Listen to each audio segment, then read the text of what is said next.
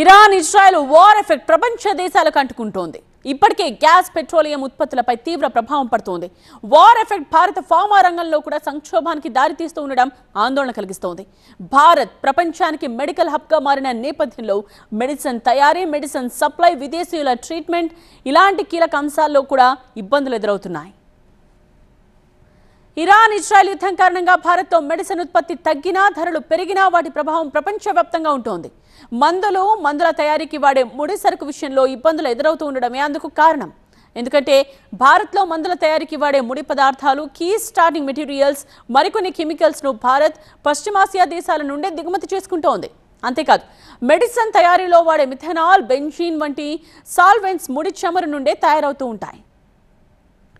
ఇలాంటి పరిస్థితుల్లో యుద్ధం వల్ల చమురు ధరలు పెరిగినా, సంక్షోభం ఏర్పడినా మందుల తయారీకి వాడే ముడి పదార్థాల ధరలు కూడా 50% నుండి 100% వరకు పెరిగే అవకాశం ఉంటుందని మెడికల్ రంగ నిపుణులు చెప్తూ ఉండడం షాక్ ఇస్తోంది.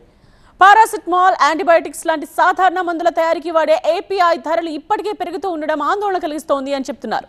అలాగే మెడికల్ బై ప్రొడక్ట్స్ మందులతో పాటు ఆసుపత్రుల్లో వాడే అనేక రకాలైన ప్లాస్టిక్, రబ్బర్ ఉత్పత్తులపైన యుద్ధ ప్రభావం పడుతోందని అంటున్నారు. సిరంజిలు, గ్లౌజ్లు లాంటి సర్జికల్ ఐటమ్స్ తయారీకి వాడే పాలీప్రొఫైలిన్, అలాగే ప్లాస్టిక్ పదార్థాలు ఇరాన్ నుండే సరఫరా అవుతుంది. కానీ వార్ కారణంగా ఇలాంటి ముడి పదార్థాల సరఫరాకు బ్రేక్ పడుతోంది. ఇది కాస్త భారత్ మెడికల్ రంగంలో సంక్షోభానికి కారణమయ్యే అవకాశం ఉందని చెప్తున్నారు తెలంగాణ మెడికల్ షాప్ల association vice president Sridhar. TV nine ప్రతినిధి ఏలేందర్తో ఆయన ఇంకేమన్నారో చూద్దాం.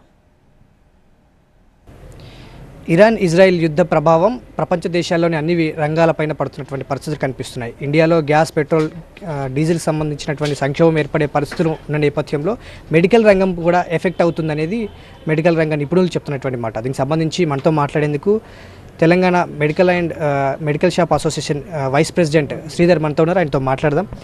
ఈ యుద్ధ ప్రభావం అనేది మెడికల్ రంగంపై పడుతుందని చెప్తున్నారు. సో ఎంతవరకు అసలు ప్రభావం ఉంటుందా, ఎంతవరకు ఈ ప్రభావం ఉండే అవకాశం ఉంది? ఈ యుద్ధ ప్రభావం అనేది మన భారతదేశ ఫార్మా రంగంలో గణనీయమైన మార్పులు తీసుకొచ్చే అవకాశం ఉంది. అంటే మన దగ్గర ముడి సరుకులు ఇక్కడ మ్యానుఫ్యాక్చరింగ్ అనేది తక్కువ. ముడి సరుకులు అన్నీ కూడా బయట కంట్రీస్ నుంచి దిగుమతి చేసుకుంటున్నారు మన ఫార్మా రంగం. అంతేకాకుండా ఈ మెడికల్లో ఫార్మా రంగంలో వాడే చాలా కెమికల్స్లో పెట్రోలియం బై ప్రోడక్ట్స్ ఉంటాయి. ఆ బై ప్రోడక్ట్స్ అన్ని పెట్రోలియం బై ప్రోడక్ట్స్ మనకు ఈ గల్ఫ్ ప్రాంతంలో యుద్ధాల వల్ల దిగుమతి చేసుకోలేకపోతున్నాం.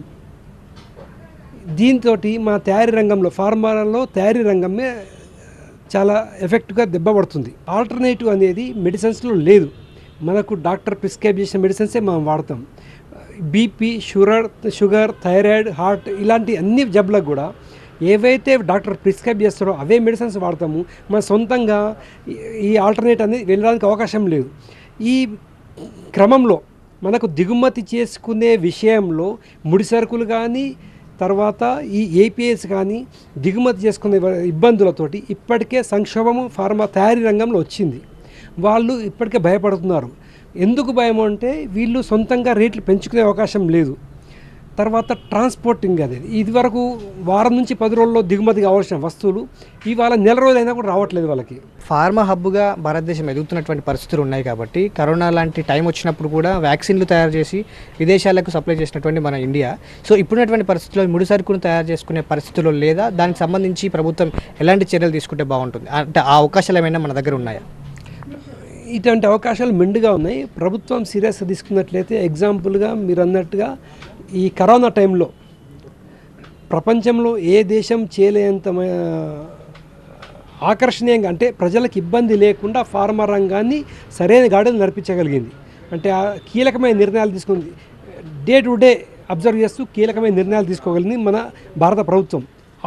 ప్రభుత్వ నిర్ణయము, తయారీదారులు, మన వ్యాపారస్తులు ముగ్గురు ఒక సమన్వయంకి వచ్చినట్లయితే తప్పకుండా ఈ సంక్షోభం నుంచి బయటపడే మార్గాలు మెండుగా ఉన్నాయి. కానీ కావాల్సిందల్లా చిత్తశుద్ధి ప్రభుత్వంలో కలగాలి.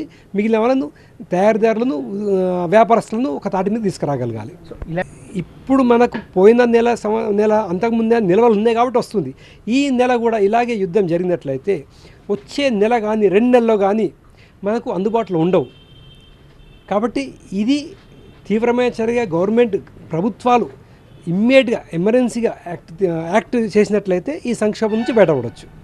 సో మొత్తంగా ప్రస్తుతం ఉన్నటువంటి పరిస్థితుల్లో మరొక ఒక నెల 2 నెలల తర్వాత ఈ వరకు కూడా ఈ యుద్ధం ఇట్లాగే కంటిన్యూ అయితే మాత్రం తప్పకుండా మెడికల్ రంగంలో సంక్షోభం ఏర్పడే అవసరం ఆ పరిస్థితులు ఏర్పడతాయి, ఆ ప్రమాదం కూడా లేకపోలేదనేది నిపుణులు భావిస్తున్నారు. సో ప్రభుత్వము మెడికల్ సంబంధించినటువంటి మెడిసిన్ తయారీ కంపెనీలు, వ్యాపారులు వీళ్ళంతా కూడా సమన్వయ కమిటీగా ఏర్పడి ప్రస్తుతం ఉన్నటువంటి పరిస్థితులపై సమీక్షించి ముడిసరుకు తయారీ అంశాలకు సంబంధించి కూడా ఇండియాలోనే ఆ దిశగా ప్రోత్సాహకాలు వ్యాపారులకు అందించగలిగితే ఈ సంక్షోభం నుంచి కొద్ది గొప్ప గొట్టెక్కే పరిస్థితి ఉంటుంది. సో ప్రజలకు ఇబ్బంది కాకుండా అన్ని రకాల మెడిసిన్ అందుబాటులో ఉండే అవకాశం ఉంటుంది. లేకపోతే పెద్ద ప్రమాదమే మెడికల్ రంగం ఎదుర్కోబోతోంది ఈ యుద్ధ కారణంగా అనేది నిపుణులు చెప్తున్నటువంటి మాట. వీడియో జర్నలిస్ట్ శేషుతో ఎలేందర్ రెడ్డి, TV9 హైదరాబాద్. మరోవైపు పశ్చిమాసియా యుద్ధం కారణంగా గల్ఫ్ దేశాల నుండి వచ్చే విమాన సర్వీసులు భారీగా రద్దయ్యాయి. గత 15 రోజుల్లోనే హైదరాబాద్కు రావాల్సిన సుమారు 434 విదేశీ విమాన సర్వీసులు రద్దయ్యాయి. ఎమిరేట్స్, ఎతిహాద్, ఖతార్ ఎయిర్వేస్ లాంటి ప్రధాన ఎయిర్లైన్ సర్వీసులను తగ్గించడంతో విమాన టికెట్స్ ధరలు ఒక్కసారిగా 15% నుండి 25% వరకు పెరిగాయి. ఇరాన్, ఇజ్రాయెల్ వార్తో విదేశాల నుండి భారత్ వచ్చి ట్రీట్మెంట్ చేయించుకునేవారు వేల మంది ప్రభావితమయ్యారు. ప్రధానంగా మధ్య ఆసియా, ఆఫ్రికా దేశాల నుండి వచ్చే పేషెంట్స్ తమ ప్రయాణాలను వాయిదా వేసుకుంటున్నారు. యుద్ధం కారణంగా విదేశీ రోగుల రాక 30% నుండి 50% వరకు తగ్గిందని చెప్తున్నారు మెడికల్ రంగ నిపుణులు, ఫార్మాలజిస్టులు. ప్రస్తుతం ఉన్న పరిస్థితుల్లో ఏదైతే వార్ నడుస్తుందో, Iran, Israel and US conflict ఏదైతే వార్ నడుస్తుందో, దీనివల్ల మెడికల్ కానీ, హెల్త్ కేర్ కానీ, ఫార్మస్యూటికల్ కానీ, సర్వీసెస్ కానీ, మెడికేషన్స్ కానీ, సర్జరీస్ కానీ, లేకుంటే సప్లైస్ కానీ చాలా ఇంపాక్ట్ అయ్యాయి. సో దీని ఇంపాక్ట్ ఎలా ఉంటుంది అంటే, ఈ వార్ వల్ల ఇంపాక్ట్ ఏమవుతుంది అని చూస్తే ఫస్ట్ పాయింట్ ఏంటంటే medical tourism. Medical tourism India అనేది హబ్ అయిపోయింది. Because lot of multi speciality hospital, big doctors and so much of nice services and surgeries were there. కానీ దీనివల్ల ఏమైందంటే ఇరాన్, ఇరాక్ నుంచి కానీ, ఒమాన్ నుంచి కానీ, యమన్ నుంచి కానీ చాలామంది పేషెంట్స్ వచ్చేవాళ్ళు. కానీ ఎయిర్ క్లోజర్ వల్ల స్టాండ్ స్టిల్ అయిపోయింది. పేషెంట్స్ అనేవాళ్ళు ఇప్పుడు ట్రావెల్ చేయట్లేదు. దానివల్ల ఇంపాక్ట్ అనేది మెడికల్ టూరిజం చాలా ఎక్కువైపోయింది అండ్ 0%కి వచ్చేసింది. దీనివల్ల ప్రభావం అనేది మన ఇండియన్ ఎకానమీ పైన కానీ, మెడికల్ టూరిజం పైన కానీ చాలా ఎక్కువ ఉంది.